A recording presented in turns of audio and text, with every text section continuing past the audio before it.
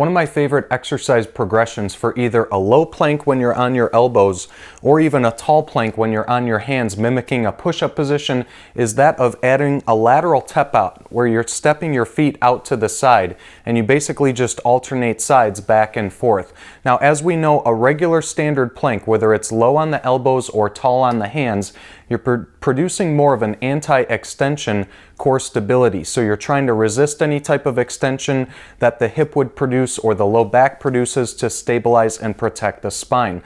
When you lift your foot up off the ground, and I know it's going to be a quick movement, but every time you lift your leg off the ground, your hips want to rotate towards the floor. So if you can fight or resist the urge of rotation, then you're moving to more of an anti-rotation type of core stability exercise, which is one of those exercises that I think a lot of us need and not a lot of us are actually performing. So really good progression for a lot of us right here. So obviously you just set up in either a low plank or a tall plank. I always demonstrate a low plank because I think that's a lot easier on people, easier on the shoulders and easier to perform. So your elbows go directly under the shoulders.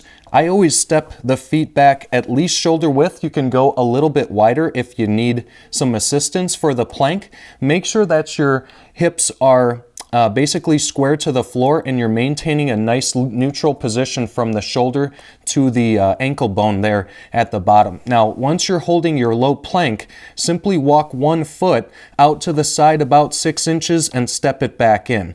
The other foot goes out to the side 6 and back in. And you just slowly go back and forth from side to side. Now, there's really no need to add speed to this exercise.